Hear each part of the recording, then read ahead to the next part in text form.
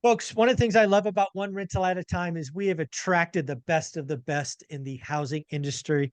The gold star of that, of course, is Lance Lambert from Resi Club, ResiClubAnalytics.com. Go get your free daily newsletter 5 days a week. Lance, how you doing, man? Doing good. Thank you, Zuber, for having me on. Housing, housing, housing. And there is just always so much going on. And this week, I'd love to talk about the housing market's big deficit. And yes, there is a huge deficit in the housing market. And it's the fact that the fewest number of new listings pretty much ever on a Mm, population adjusted basis. There is just very little going on to the market.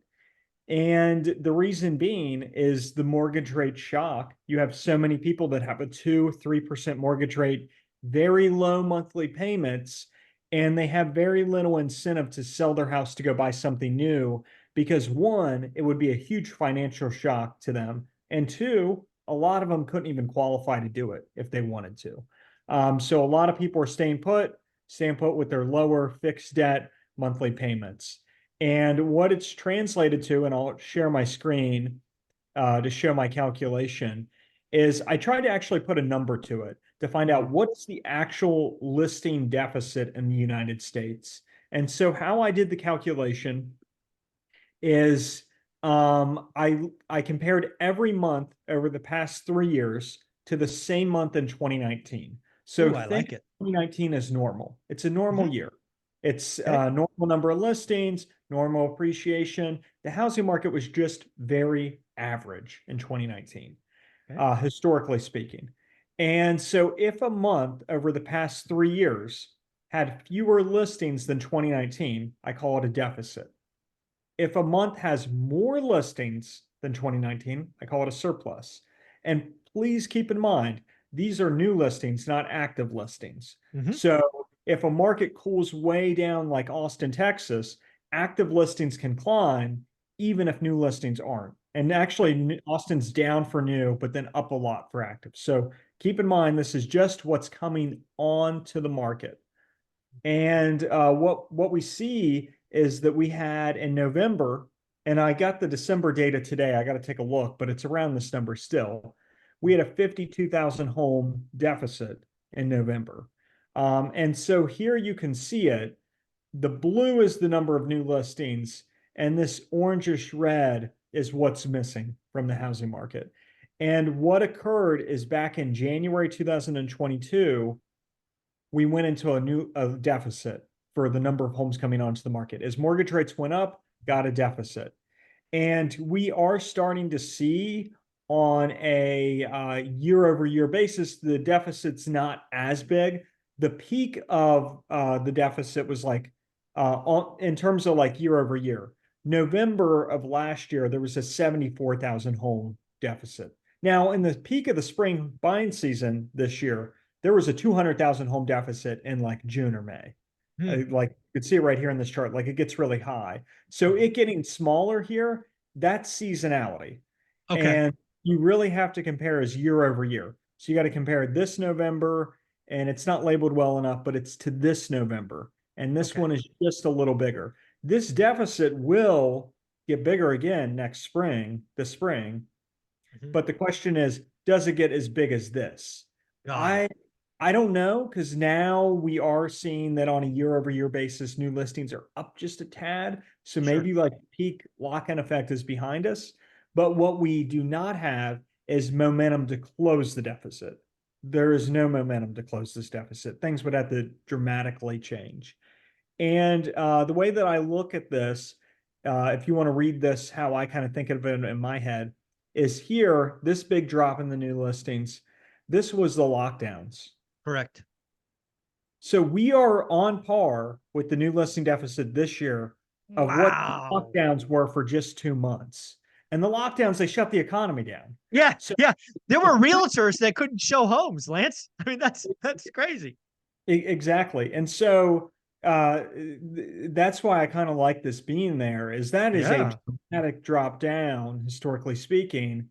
Hmm. And then we're now in this for like a year and a half. Like we've been in this 18 months and just not a lot of resale supply coming on the market. And what gets this moving up? Well, it has to be, you would assume an improvement in affordability. You would need mortgage rates to come in and maybe significantly to really get new listings back. But you have people like Sean Amherst, who's the CEO, or Sean Dobson, the CEO of Amherst. They had 44,000 homes, and they have the best turnover model, which is modeling down to like an individual home level, the odds of somebody selling that home within X number of years. And private institutions all over the world come to them to buy this model and to use it. And their model actually has new listings falling further. They think turnover is going to get worse. And this lock-in effect of these people with 2 and 3% mortgage rates, what Sean told me is he thinks those homes were essentially burnt down, is how they're thinking of it. Like they're just not selling a lot Yeah, unless they really have to. yeah. This is. I mean, you and I. I mean, you and I talked well over a year ago that I called it the Fed broke housing, and they've. And what does that really mean? They've killed turnover for decades. Turnover, aka the move up buyer, was a process you could almost calculate, and it sounds like Amherst has. That is, all those models are broken. They're just broken. Well, yeah, everything's pushing out further. And we had already, for demographic reasons and other reasons and state regulation reasons and stuff like that, we had gotten to a point where turnover was already moving to new historic Correct. highs and continuing to set them. And now you have the demographic part of it where people live longer, have been migrating less. Mhm. Um, and then you throw in the fact, oh, and now those who have mortgages, a lot of them have 2 and 3% mortgage rates. I mean, the net effective is 3% mortgage rate. At 3.6, that was measured in the summer. Maybe it's up to 3.8 now, but still, it's under 4%. Yeah, the Um, effective mortgage rate at 3.6 now, call it 3.8. You're absolutely right. That's yeah. There's no there's no financial incentive. You're only going to move if you have to. Frankly, I'm actually hearing more and more people, Lance, turn their house into a rental and rent somewhere else, right? Which is not something you typically do. Once you become a homeowner, typically speaking, if you have to get a job somewhere else, you sell the house, move the equity to your new location. But to your earlier point, people don't qualify. You might yeah, be a homeowner already, but you can't qualify under the new price slash rate area. It's the market's broken. It's just broken. yeah, it's a very constrained market is the way I would describe that. And that's putting it very nicely and kind of. That's the Lance politically correct answer. The market's broken is Zuber's answer. I want to switch gears because one of the ways out of this mess is build for rent, right? We obviously have home builders building homes for owner ocs, but there's also the build for rent model. There's a lot of talk, a lot of doomers out there chasing build for rent, saying it's a model that's broken. There's all this hidden inventory. It's doomed to fail. But you actually talk to the CEOs. You're not just some poser on the street. You actually talk to the CEOs. So what's going on in the build for rent area? Yeah, yeah. So I had a conversation recently with the CEO of I think it's Lotura Development. I don't know how to pronounce it. I'm not the best at pronunciation. But he is a developer out in California. They're actually one of the biggest in the Southwest Hmm. for apartments and I actually know it's multifamily residential that they're big in, and then self-storage. They're like Got one it. of the biggest in the Southwest Hmm. US. And they decided to do a build for rent project. And what it is, their CEO, Charles, he was out in Albuquerque looking at an apartment building to buy. Hmm. And the agent there told him, hey, and so the numbers didn't make sense. He didn't want to get the building, but the person showing him the building, the agent said, hey, if you had a build for rent community, I could lease it faster than you could build it. And she said, for evidence, look at this place. It's packed full of millennials, and they're starting to have families. They want more space. We don't have enough single family rentals here, and townhomes. And so he decided that was a good idea. And the past couple of years, he's gotten everything figured out. and they are now building. They've gotten into build for rent, and they're going to do it in Albuquerque, like 300. It's 340 units total. 142 are single family homes. 202 are townhomes. And they have, there's community offerings like co-working spaces, barbecue areas, pools, fitness, and stuff. But it's really geared at those millennial families who are now moving from their multifamily renting. And if they can't afford to buy a home or they're not ready yet, they kind of want that single family or townhome rental. And so he's preparing for that. But he's doing no financing. The rates just don't make sense. He's not doing financing. And what he said is if they can get rates down a bit more, maybe we come down another point, then before the deal all closes, they'll do financing. But right now they're waiting on that part. But he said the biggest thing that's going on in build for rent right now is just the math doesn't make a lot of sense because of the capital cost. And so what he believes will happen is that there's going to be a very big pullback or a pullback in build for rent completions. Agreed. Not now, now it's fairly high because they're still coming into the market. But he's thinking by the time this community's done, which they just broke ground last month, they're going to be done late 2025 into 2026. He's hoping by then things will slow down because there's not a lot of new stuff getting started right now. Yeah, like there's in not a lot of groundbreaking. finance, yes. And a lot of the stuff that's going onto the market now or about to go on the market, this was stuff that was financed during the pandemic, which gets you into a whole discussion about the economy, which gets me wondering, like, is the effects of this rate hiking cycle still pushed out further? Because there's going to be a big drop off in multifamily. Not this year. Right now, actually, the number of completions this year are going up. There's going to be a lot of multifamily units hit the market this year, but after, that's when you might start. Yeah. But so what Ivy Zellman, I listened to a podcast she had 4 weeks ago. She said a lot of these build for rent starts, which, starts right now, like they're starting the projects to build, were purchased and financed a year or two ago. We expect to see build for rent deceleration. It just isn't penciling. We're seeing build for rent developers that are trying to sell a lot of their communities to builders for the for sale market because the challenges with the higher cost of debt. We see that market right now under a lot of pressure. Yep. So, a lot of these firms that wanted, have these communities of rentals, they will partner with the builder to build them. Yep. And now, based on what Ivy's saying, some of them are going back to the builder and saying, hey, yeah, we'll sell it back to you and you go sell for the purchase market. Yeah. So that's kind of interesting. But she added, don't expect it to go away, which it sounds about right because, the view a lot of these people is that even if you don't believe the US is underbuilt in terms of the multi side, a lot of people believe the single family side is underbuilt. And so there's still a demand out there in the marketplace for these single family rentals. For your crowd, it's probably a good thing to see a deceleration in the number of completions for single family rentals. Absolutely. It is worth noting that single family rents in almost every market in the US were up last year. And the couple that were down, we're talking like Austin, and it wasn't even down a full percent for single family rents.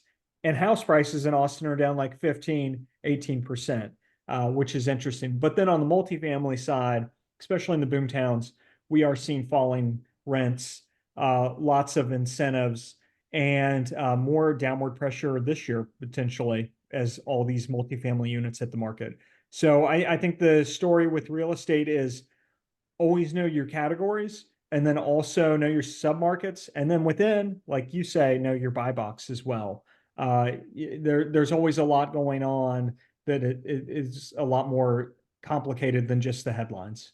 Yeah, I think there's so much in that I just want to hit again. One, you did an article, Resi Club Analytics, I think it was 2 weeks ago, talking about single family rents. And again, up in all markets, a couple of that were down, were less than 1%. I think that would surprise people because the narrative is rents are falling. Multifamily certainly big multifamily versus singles is a very different market. And no one really focused there except you in Resi Club. The other thing is you and I talked about 9 months ago, it might have been 10 months ago, that given Silicon Valley Bank, First Republic Bank, community banks, commercial banks pulling back, builders were going to suffer. And this is what we just talked about with build for rent is one example. It doesn't pencils down. We're not doing the deal. That is going to come back to bite us this year sometime. And we talked 9 months ago, it's probably the spring. There's going to be less net new inventory from builders because they sat on their hands. So I am nervous about what we talked about very early on is, the deficit. I think it's going to get worse. I'm not sure we've seen the peak, especially if rates stay, 6-ish. I don't know where you come out on this. There's been plenty of opinions and articles about the magic interest rate where supply is, the move up buyer comes back. Yeah, I don't, I think I'm hopeful on single family construction because okay. the purchase market, the builders went out and they met the market. They found out what was the right mix of incentives and affordability adjustments. And this cycle, it was buy downs. They found out what worked, and they've been able to keep it going. But yeah, it'll be interesting to kind of see how it plays out. Affordability is obviously a stress. And there are some builders in some markets that are feeling more of a pinch. And like you said, there is the fact that one, there's a tightening of lending after the bank crisis. And then two, not everything's as rosy for the small builders. They don't have in-house mortgage companies like Pulte Group, like Lennar, like DR Horton. And so they've kind of been slower to catch up with their affordability adjustments. Mhm. And then the third is this whole build for rent thing. And that's probably further out, the pullback there, in terms of the institutional capital flowing into these build for rent deals that's really pulled back since rates went up a lot. Mhm. But it'll be interesting to see how it all plays out. The thing that I do think will happen is there will be as we get past 2024, the multifamily side, what's coming onto the market is going to come way back. And there's that will pull pull back. And the reason that multi rents have softened more is because there was just a ginormous amount of supply coming into the market that the single family side just Mhm. didn't see. And one thing is there has been a bit of a pullback in like housing starts, but the amount of completions for single family homes has stayed fairly strong despite the pullback in starts. It hasn't been felt on completions, and the reason is the build cycle was able to be reduced by 2 months almost Mm, as the supply chain issues got worked out, makes and sense. so the completions actually stayed steady despite the starts coming down, and despite Makes sense. permits coming down. But we'll see how it plays out long term. Yeah. But yeah, I'm hopeful that the housing starts side stays resilient. Just Yeah. because if you look at the sales, which is the very beginning of the funnel, the Mhm. builders have done a good job in terms of moving sales back up over the past 12 months. Yeah. I don't know if one of your mini data sources in your network includes a company. I think it's called TREP. Uh, there's I don't work with them directly, but they are one of the best, especially for commercial real estate. Yeah. So the reason I was bringing this up, one of the people I speak with on Thursday is big in the multifamily syndication space.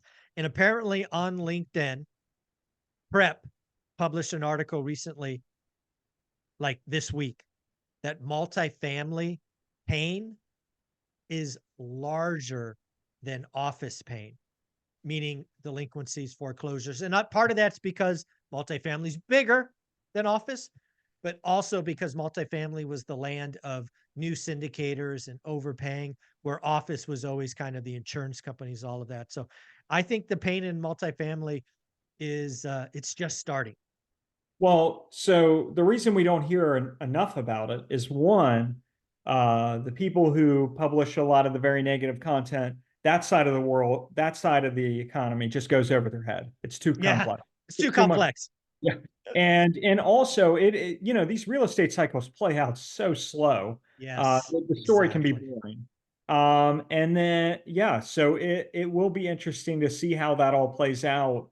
You know, have a close eye on it. And you know, even myself, you know, I kind of wish I was more well versed in some of the ins and outs of the multi side. You know, there's going to be a need for really good coverage on that side Yeah. the next 24 months. Exactly right. It's the next 24 months. There will be tremendous opportunity in that space, but to your point, it won't be an event, it won't be a cliff.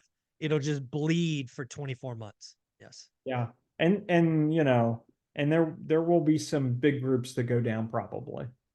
I mean, there's I will say absolutely. There's plenty of pain coming. yeah. And of course, where there's great pain, there's great opportunity. I believe, and I've said publicly, that the opportunity this cycle is in multifamily. And the good news for folks like me is it's not only the big boys, it's the 5s to 40 units. You The know, I same do want to stupidity actually happening. say one thing is Uh-huh. there will be small pockets of Mhm. single family distress, Sure. not because of the single family markets necessarily, but because of the debt financing within some of these groups, and they accumulated so fast. Exactly. So if you Exactly. read Resi Club, I actually found one of these working with Parcel Labs. It's called Vinebrook. Hmm. They own 27,000 homes. Now it's down to 25, and they have several hundred on the market right now. And I looked in their late November SEC filing, and they have like $100 million loan coming up, or 150. I didn't look at Ooh, it yeah. again, but it's a big number. And they said Mhm. in there, we'll probably have to continue liquidating homes to cover it. It's about the And debt. so It's always the debt that blows people up. so there are like 20 or so of these neighborhoods where these home zip codes where the Vinebrook homes now make up like 20 or 30% of the inventory.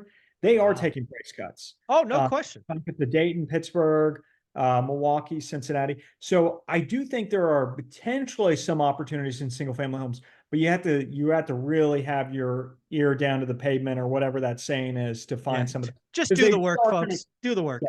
yeah, they just aren't going to be like the multi side, Yeah. where you know there's going to be a lot more of those. Although Yeah. the problem with those is it's a trickier world. Yeah. It's gonna be pretty awesome. Well, let's not forget, Lance, you in Resi Club is coming to our event in Vegas, February 17th and 18th. It's like 45 days away or something. I know a lot of people are going to look forward to seeing there. They're going to want to be taking your picture and asking you questions. So thank you for coming out. I look forward to seeing you in person. Where can people find Resi Club and get these free articles Monday through Friday? Yeah, you can find Resi Club at resiclubanalytics.com. That's the website. I do one free issue during the weekday every day, so 5 issues a week. And then I have 3 additional stories to go to Resi Club Pro. That's my premium tier. Give access to a lot more of my spreadsheets where I track inventory days on market prices, county level, metro level, about to do zip code, but not quite ready. And then you can also find me on Twitter at NewsLambert, where I'm constantly every day just tweeting out a lot of housing stuff. Right now, I'm on a little bit of a home insurance kick because there's Ah, just a yes. pretty big shock there, which would be an interesting topic to get into as well. Uh, But so at News Lambert and then ResiClubAnalytics.com. yeah. I have some direct experience with some significant increases in insurance this year. So yeah, we can talk about that. Maybe we'll make that a topic for next week. Lance, you're amazing. Thank you for saying yes to come out to Vegas. I know the audience will love to see you there. Take care. Thank you.